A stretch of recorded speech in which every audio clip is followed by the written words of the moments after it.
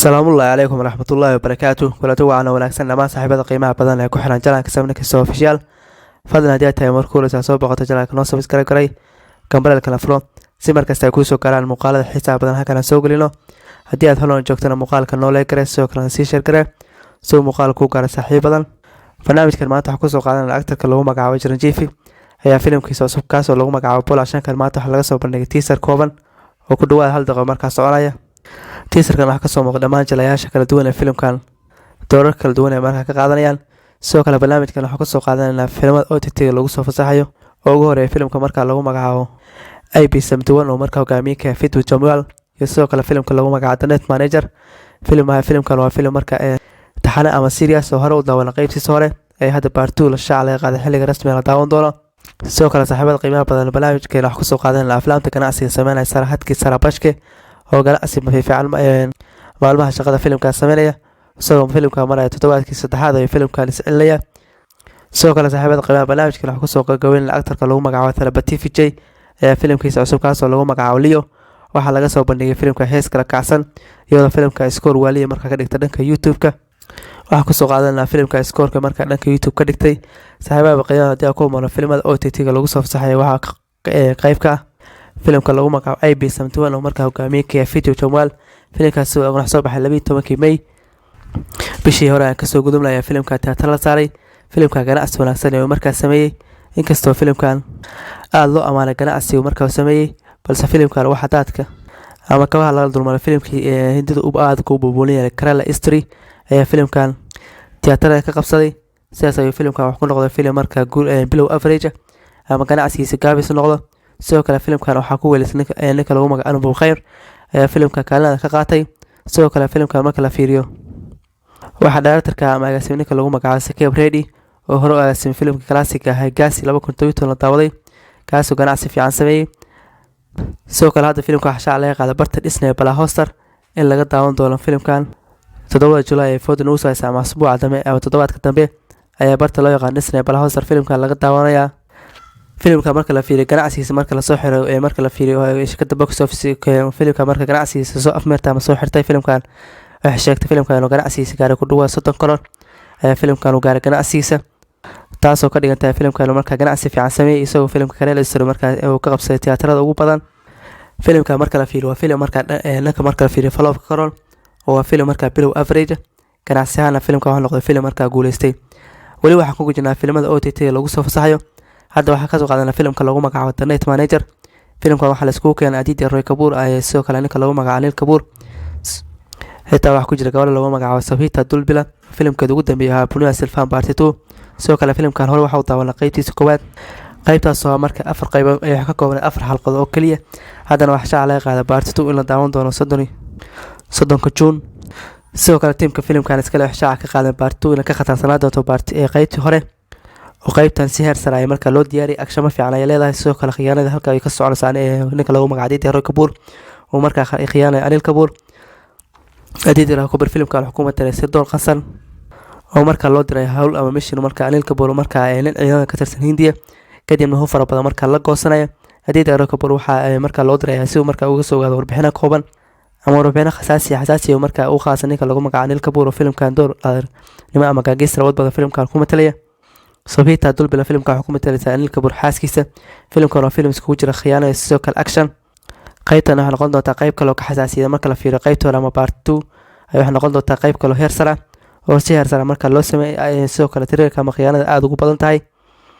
sidoo kale filimka isla waxa laga daawan doono Disney Plus Hotstar filimka laga daawan doono Jimcada Ford News June 30 filimka shaaca laga qaaday xilliga rasmiga la daawan doono taasoo ka dhigan tahay Jimcada dambe filimkan in marka labadiisa xalqo ugu horeysa marka la soo tarjumi doono oo ku dhawaad 40 daqiiqo ilaa 50 daqiiqo marka socon doonto xalqadiiba.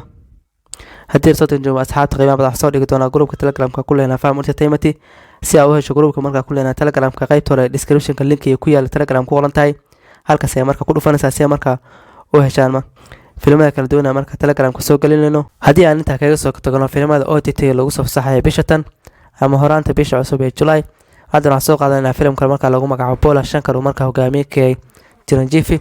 sidoo kale Tamanna Bhatia sidoo kale Kirti Suresh ee filimkan door adag ku leeyihiin halka Tamanna Bhatia filimka tirshaqood ku matalaysa Kirti Suresh filimkan ay ku matalayso Chiranjeevi walaashii. sidoo kale filimkan waxaa shaaca laga qaaday 11 Agosto sanadka 2023 in filimka tiyaatar loo saari doono xidigan. sidoo kale filimkan waxaa directorka ninka lagu magacaabo Meher Ramesh ayaa filimkan agaasimi doona. sidoo kale maanta filimka waxaa laga soo bandhigay teaser yar oo kooban oo qadar 1 daqiiqo markaa soconaya, taasoo ka dhigan tahay filimkan in horeba ama durbaba filimkan xaysiintiisa la bilaabay iyo sabab filimkan 2 bilood ka dhiman tahay daawashadiisa. sidoo kale filimkan xiisaha badan intaan maanta teaserka la soo bandhigay kahor filimkan waxaa shaaca laga qaaday inuu markaa filimkan noqon doono filim markaa remake. filimkan waxaa shaaca laga qaaday filimka Fedalama 2015 markaa ku xarakay ninka lagu magacaabo Thala Ajit Kumar in filimkan laga soo qaatay.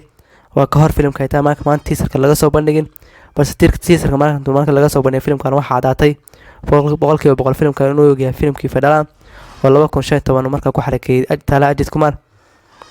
inkastoo filimka ka soo wareegtay daawashadiisa ku dhawaad 8 sano, filimkan marka la fiiriyo waa ka tay wanaagsan marka la fiiriyo qaybta filimkii hore Fedalama oo kana marka la fiiriyo dhanka tayada sidoo kale sida loo qurxiyay iyo meelaha kala duwan filimkan lagu duubay.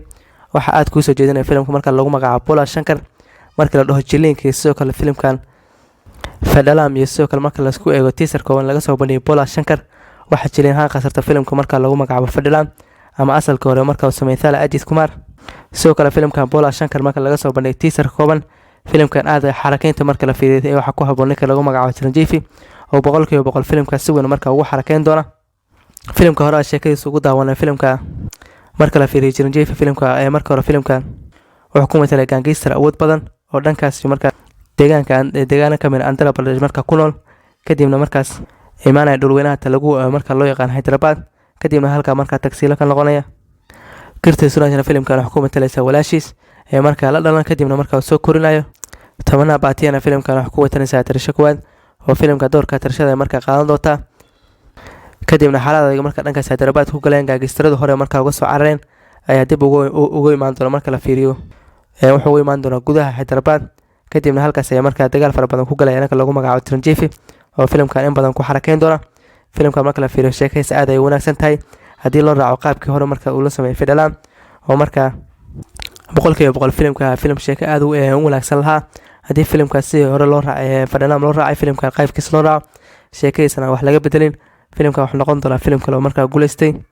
inkastoo marka la fiiriyo actorkan Chiranjeevi filimkiisa Godfather oo filimka waa filim remake daawashadiisa iska diideen, haddana waxaa laga yaabaa daawashana filimka marka labaad iska diidaan filimka lagu magacaabo Bola Shankar maadaama filimkan uu filim remake.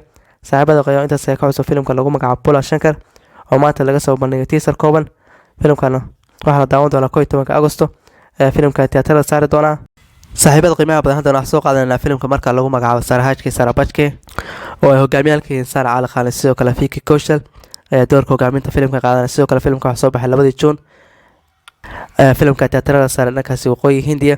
sidoo kale filimkan muddo 22 cisho ayuu filimka tiyaatarada saari yahay, ganacsi wanaagsan ayuu filimkan sameynaya.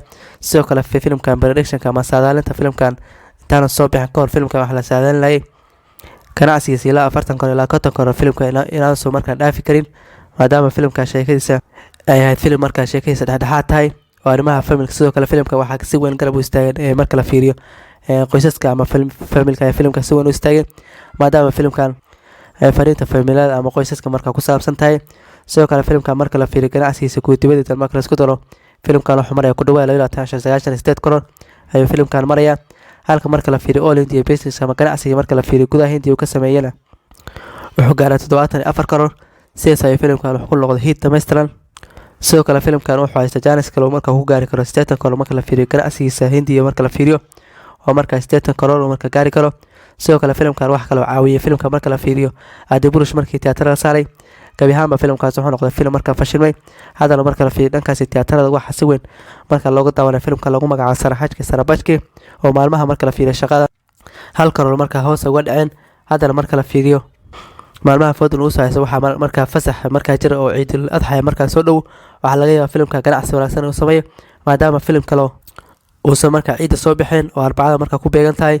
waxa laga yaabaa filimka ganacsi fiican marka sameeyo maadaama qoysas badan marka ciida meelaha shanameeyo sidoo kale goobaha moolka marka u aadaan laga yaabaa filimkan marka daawasho u aadaan. filimka waxa la filayaa ganacsigiisa marka la fiiriyo maalinta ciida 10 karoor ilaa 8 karoor marka maalinkiisa ka keeni karo. sidoo kale saaxiibada qiimaha badan filimkan waxa laga yaabaa maalmaha ama toddobaadka ugu horeeya bisha July in filimka OTT lagu soo fasaxi doono.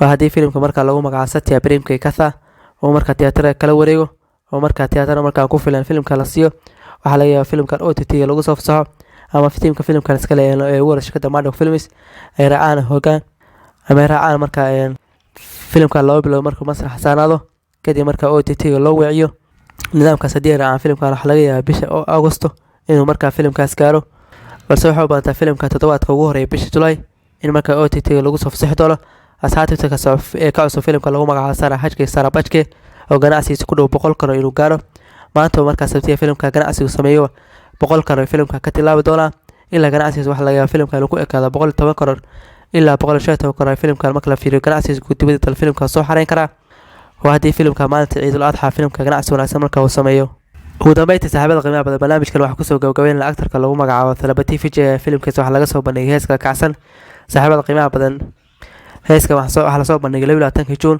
waa ay suurtagal filimka maalinta 22 Juun filimka ina markaa leela wadaaga filimka ama heester filimka kala kacsan laga soo bandhigay filimka Leo the Bloody Sweet filimka loo filim xiiso badan Thalaba Vijay filimka lagu xarkeyn doono halka Lokesh Karaaj filimkan oo agaasimi doono filimka waxa noqon doona Lokesh Karaaj filimka loo xiiso badan oo markaa la yimaado sanadka 2023 directorka waxa lagu xasuustaa filimkii ka Ethiopia 2019 blockbuster noqday Masar ayaa wixii 2020 u sameeyay Thalaba Vijay kaasna waxa noqday blockbuster kale oo directorkan erka sare ku galay sidoo kale 2020 wuxuu la imaaday filimkii kale ee markaa ahaa Fikram oo markaa u sameeyay Kamal Xasan kaasna wuxuu noqday blockbuster kale ganacsigiisa 400 karo filimka ka tilaabay haddana filimka lagu magacaabo Leo the Bloody Sweet ayaa markaa u sameeyay Thalaba Vijay oo mar labaad markay mudooween 2 sano kadib sidoo kale filimka heeska kacsan lagu magacaabo Naredi ayaa filimkan laga soo bandhigay heeska marka la fiiriyo dhanka YouTube-ka score wali ay markaa ka dhigtay 24 hours filimka waxay keentay 16 milyan views halka marka la fiiriyo dhanka layga waxay gaadhay 1.6 milyan like ay filimka heshay waana heesta ugu saameynta badan marka la fiiriyo heesaha marka Koonfur Hindiga laga leeyahay marka la fiiriyo dhanka like-ta xitaa wuxuu ka saameyn badan heesaha marka laga soo bandhigo dhankaasi Bollywood-ka marka la fiiriyo Thalaba Vijay actorka lagu gaaray marka la fiiriyo scoorada dhanka YouTube-ka filimka waxa la daawan doonaa bisha October ama 4 bilood kadib ayaa filimka tiyaatarada loo saari doonaa xidigan saaxiibada qiimayntaas ayaa ka cusub barnaamijka halkaas uu ku eegay fadlan haddii aad ka heshay muuqaalka loo like soo kale sii share garee si muuqaalku gaar saaxiibadan wala ku maasantii daawashada muuqaalka. Assalaamu calaykum waraxmatullaahi wabarakaatuh.